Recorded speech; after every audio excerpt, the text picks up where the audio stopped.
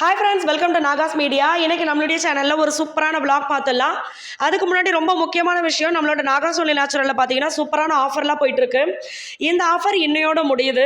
So இந்த ஆஃபரை miss பண்ணாமல் யூஸ் பண்ணிக்கோங்க. ஏன்னா நிறைய ஃப்ரெண்ட்ஸ் இப்போவே கேட்டிருக்கீங்க, நாளைக்கு நாளானைக்கு 2 நாள் எக்ஸ்டெண்ட் பண்ண முடியுமா இந்த ஆஃபரை அப்படின்னு சொல்லி. அது என்னன்னு தெரியல, மகிக்கிட்ட எல்லாருக்கிட்டையும் பேசிட்டு நான் அடுத்த விஷயத்தை சொல்கிறேன்.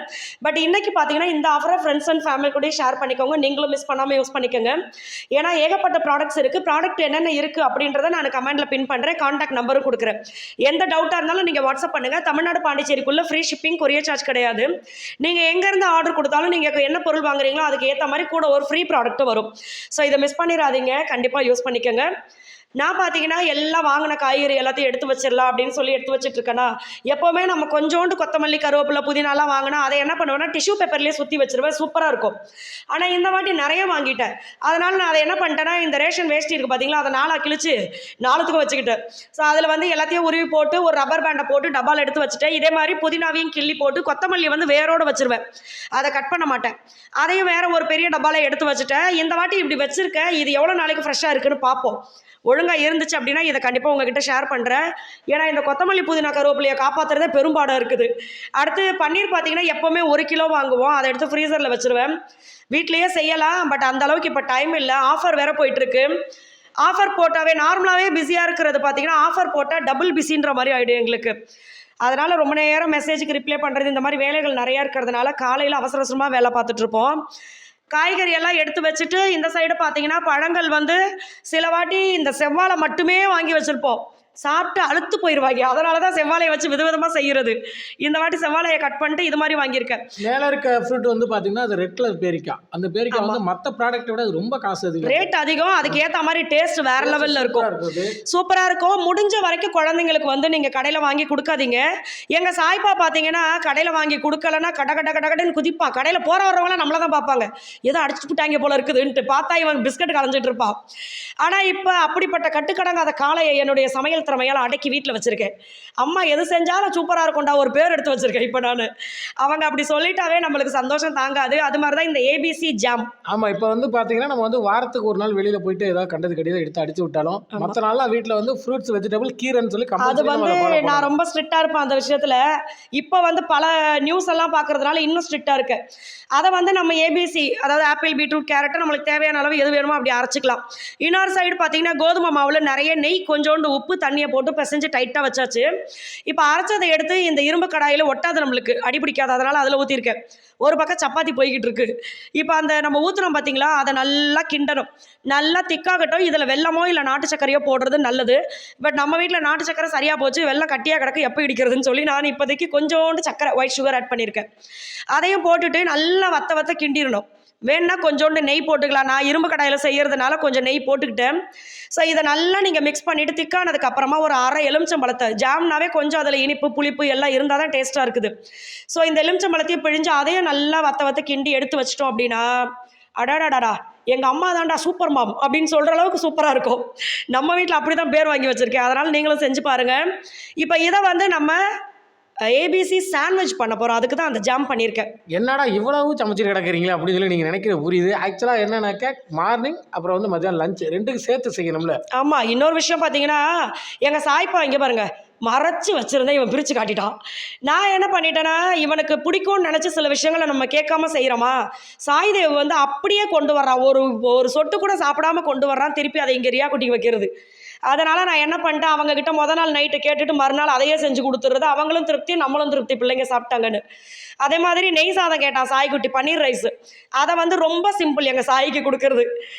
சுடு சாதம், அதில் நெய், உப்பு, சீரகத்தூள், மிளகுத்தூள், நம்ம வறுத்து வச்ச பன்னீர், இதையும் போட்டு கிண்டிட்டோன்னு வச்சுக்கோங்க. அவன் இப்போ குதிப்பான் பாருங்க. அப்படியே அடடடா எந்த ஹோட்டல்லையும் இப்படி ஒரு டேஸ்டி ஃபுட்டே கிடைக்காதுமா, நீங்கள் தான்மா சூப்பர் மாம் அப்படின்னுவா. அம்மா அங்கே பாருங்க, ஏதாவது பார்த்தீங்களோ, பார்த்துருப்பீங்க, மறந்துருங்க அதை. அதுக்கப்புறம் இதை எடுத்துக்கிட்டு எங்கள் மாமியார் வந்துட்டாங்க கரெக்டாக. சந்தோஷம் பிள்ளைக்கு தாங்க முடியல. அம்மா கொடுங்கம்மா, மணி ஆகுதும்மா, இருங்கம்மா நான் சாப்பிட்டு தட்டை காலி பண்ணி காட்டுறமான்ட்டு அந்த சைடு எட்டி வேற பார்க்குறான். ஸ்கூலுக்கு இருக்குதா, இருக்குது அங்கே வருங்க, அதை ஸ்கூலுக்கு கட்டியிருங்கம்மான்ட்டு போயிட்டான். ஸோ ஸோ இது வந்து தம்பிக்கு. பாப்பா பார்த்தீங்கன்னா மத்தியானம் சப்பாத்திக்கு இந்த ஜாமே எடுத்துக்கிட்டா ஃபுல்லாக மத்தியானம் லஞ்சுக்கு. தம்பிக்கு வந்து இந்த மாதிரி ஃப்ளவராக கட் பண்ணி வச்சோமா, இதில் பார்த்தீங்கன்னா அந்த நம்ம ஏபிசி ஜாம் வச்சுட்டு மேலே ஒரு ஃப்ளவரை வச்சோம் அப்படின்னா flower sandwich, ABC sandwich, chapati with ABC sandwich, இப்படி எது வேணாலும் பேர் வச்சுக்கோங்க. இல்லை ரெட் சாண்ட்விச் அப்படின்னு கூட வச்சுக்கலாம். நம்ம நார்மலாக இதோடைய உண்மை பேரை சொல்லாதீங்க, திருச்சி சொல்லுங்க, உடனே சாப்பிட்ருவாங்க.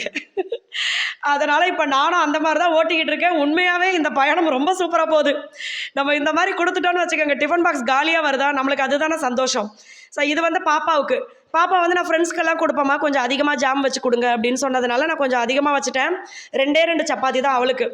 ஏன்னா அவங்க வந்து மதியானத்தில் கையில் எடுத்து சாப்பிட்ற மாதிரியோ இந்த மாதிரி விஷயங்கள் எடுத்துகிட்டு வராமல் ஸ்பூனில் எடுத்து சாப்பிட்ற மாதிரி எடுத்துகிட்டு வாங்கப்பா அப்படின்னு சொல்லியிருந்தாங்களாம். அதனால் இவ வந்து கையில் தானே நீ சப்பாத்தியும் பிச்சு சாப்பிட்ணுன்னா அது ஒட்டாது இல்லைம்மா அப்படின்னுச்சு. சரி ஓகேன்ட்டு அவளுக்கு அதையே கொடுத்தாச்சு.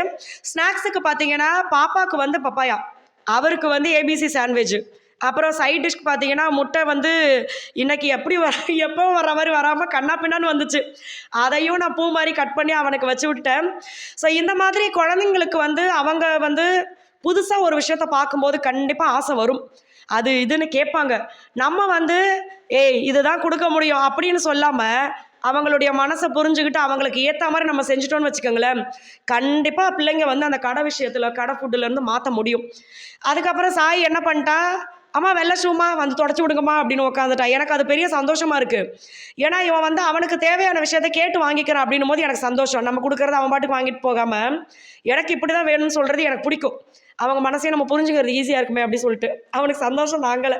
என் ஷூ நல்லா ஒயிட்டாக இருக்குமா, எல்லாரை விட நான் அந்தம்மா சூப்பராக இருப்பேன் அப்படின்ட்டு இருப்பான். ஸோ அதனால் அதையும் பார்த்தீங்கன்னா எல்லாத்துக்குமே உங்களுக்கு இந்த ஒரு லிக்விட் தானாடான்னு கேட்கக்கூடாது, அதுதான் நல்லா இருக்குது. அதனால் வச்சு தேயின்னு தேய்ச்சி கார்னியோ ஷூவையும் க்ளீன் பண்ணி இவங்களுக்கு க்ளீன் பண்ணி கொடுத்துட்டு அதுக்கப்புறம் போய் நான் ட்ரெஸ் பண்ணிட்டு வந்து ஸ்கூலில் போய் விட்டோம்.